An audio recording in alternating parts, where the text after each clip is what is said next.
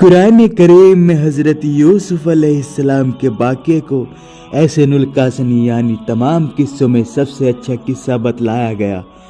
آپ اللہ کے نبی حضرت یعقوب علیہ السلام کے سب سے چہیتے بیٹے تھے۔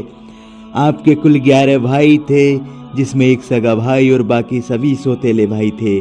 اللہ نے آپ کو خوابوں کی تعبیر کا علم عطا فرمایا تھا۔ جب آپ چھوٹے تھے تو آپ نے خواب دیکھا کہ 11 ستارے اور چاند سورج آپ کو سجدہ کر رہے ہیں، جسے آپ نے اپنے والد محترم کو بتلایا تو انہوں نے اس خواب کو بھائیوں کو بتلانے سے منع کیا، مگر جب یہ بات بھائیوں کو معلوم ہوئی اور جب انہوں نے دیکھا کہ یوسف علیہ السلام کو ان کے والد چاہتے ہیں تو انہوں نے یوسف علیہ السلام کو مارنے کی غرض سے جنگل لے گئے اور گہرے کنویں میں پھینک دیا، اور یوسف علیہ السلام کے سگے بھائی کو بھی ڈرایا کہ اگر انہوں نے والد کو بتلایا تو وہ اسے بھی مار دیں گے۔ انہوں نے بھائیوں نے یوسف علیہ السلام کے کرتے میں بکری کا خون لگا کر اپنے والد کو بتلایا کہ ایک بھیڑیے نے انہیں مار کر جنگل میں لے گیا۔ حضرت یعقوب اپنے بیٹوں کے فریب اور مکر کو سمجھ گئے اور فرمایا بڑے ہی چلاک بھیڑیا رہا ہوگا جس نے یوسف کو مار دیا، اور کرتا بھی نہیں پھٹا، کہہ کر وہ رونے لگے۔ بیٹے کے غم میں اتنا روئے کہ ان کی آنکھیں کی بینائی روشنی چلی گئی۔ یوسف علیہ السلام کو روز ان کے سوتیلے بھائی آ کر دیکھتے کہ وہ کنویں میں کہیں باہر تو نہیں آ گئے، مگر اللہ نے آپ کو بچا لیا اور آپ اس کنویں میں 3 دنوں تک رہے۔ تبھی مصر کی طرف سے جانے والا ایک قافلہ ادھر سے گزرا، اور اس میں سے ایک شخص نے جب اس کنویں کو دیکھا تو ڈول ڈال کر پانی نکالنا چاہا، تو اس ڈول کی مدد سے آپ کنویں سے باہر آ گئے۔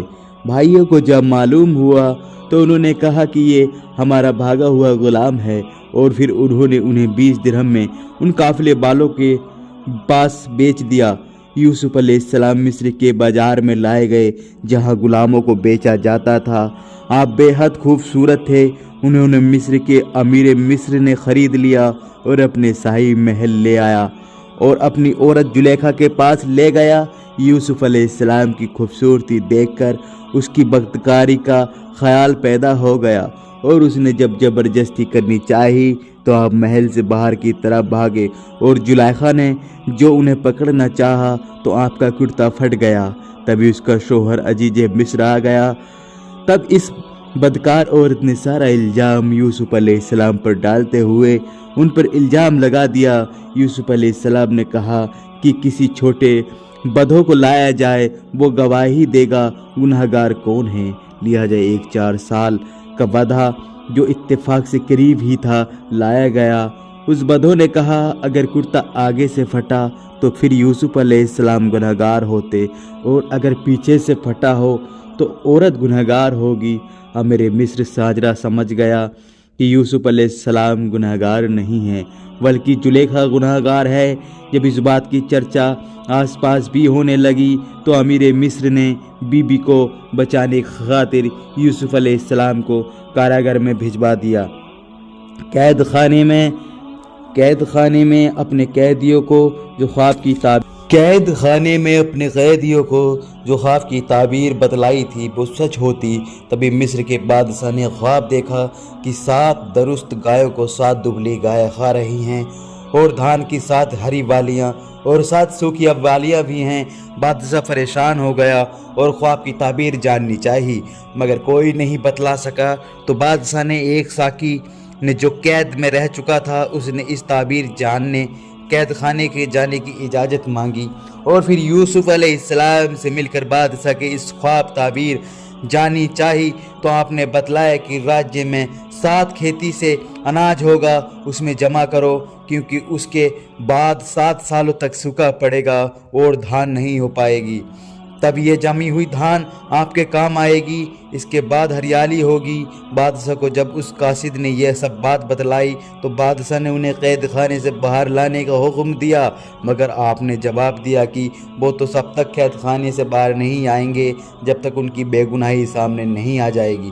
تب بادشاہ نے ساری باتوں کی تصدیق کروائی تو زلیخا نے بھی اپنا جرم قبول کر لیا اور گواہی دی کہ یوسف علیہ السلام بے قصور ہے۔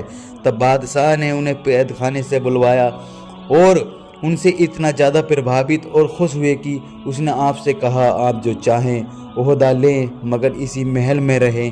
تب آپ نے بادشاہ کے خزانے سے تقسیم کیے جانے والے غلے کا انتظام سنبھال لیا، اور پھر بادشاہ نے حکومت اور ان کے سارے انتظام ہی ان کے حوالے کر دی۔ ان کے خواب کے مطابق ہی 7 سالوں کی ہریالی کے بعد 7 سال سوکھا پڑا اناج کی فروخت کرنے لوگ دور دور سے آنے لگے۔ اس دوران ایک روز یوسف علیہ السلام کے بھائی بھی بادشاہ کے دربار میں غلہ لینے پہنچے۔ آپ نے بھائیوں کو دیکھتے ہی یوسف علیہ السلام نے انہیں پہچان لیا، مگر بھائی انہیں نہیں پہچان سکے۔ یوسف علیہ السلام نے انہیں غلہ دے کر ودا کیا اور کہا کہ اگلی بار اپنے بھائی کو لے کر نہیں آئے تو غلہ نہیں ملے گا۔ آپ نے جاتے سمے ان کی بوریوں میں نقد بھی رکھوا دیا۔ یوسف علیہ السلام کے بھائیوں نے ساری باتیں اپنے والد محترم کو بتلائیں، اپنے بھائی بنیامین کو لے جانے کی اجازت مانگی اور اس کی حفاظت کا عہد کر وہ دوبارہ مصر پہنچے۔ یوسف علیہ السلام نے دھیرے سے اپنے بھائی بنیامین کو بتلا دیا کہ میں تمہارا بھائی یوسف ہوں، اور اسے اپنے پاس روک لیا اور بھائیوں کو واپس کر دیا۔ سبھی بھائی بہت مایوس ہو گئے۔ تب تک میں یوسف علیہ السلام نے ان سے کہا کہ یاد کرو تم نے اپنے بھائی یوسف کے ساتھ کیسا سلوک کیا تھا۔ تب بھائیوں نے بھی انہیں پہچان لیا اور اپنی غلطی اور گناہوں پر بہت شرمندہ ہوئے۔ یوسف علیہ السلام نے اپنے بھائیوں کو معاف کر دیا اور والد کو ساتھ لانے کے لیے کہا، ساتھ ہی اپنا کرتا بھی انہیں دیا، اسے والد محترم کی آنکھوں پر رکھ دینا۔ سبھی بھائی واپس آ گئے۔ جب یہ والد کے پاس پہنچے تو وہ خوشی سے کہنے لگے، مجھے اپنے بیٹے یوسف کی خوشبو آ رہی ہے۔ سبھی بھائیوں نے اپنے والد سے معافی مانگی اور انہیں سارا حال کہہ کر سنایا۔ ان کے والد نے اپنے بیٹے یوسف کا کپڑا اٹھا کر اسے چوما، جو ہی آنکھوں میں مس کیا ان کی آنکھوں کی بینائی واپس آ گئی، اور پھر وہ یوسف علیہ السلام سے ملنے مصر کی جانب روانہ ہوئے۔ مصر میں داخل ہونے پر ان کا خوب سواگت کیا گیا۔ جب وہ سبھی یوسف علیہ السلام کے دربار پہنچے تو سجدے میں گر پڑے۔ یوسف علیہ السلام نے والد محترم سے گلے لگے، ان کی آنکھوں میں خوشی کے آنسو تھے۔ اس طرح سے یہ خواب کی تعبیر جو کہ انہیں 11 ستارے اور چاند سورج کو لے کر کی تھی، بے شک اس واقعے میں ایمان والوں کے لیے بہت سی نشانیاں بھی ہیں اور سبق بھی ہے۔ اس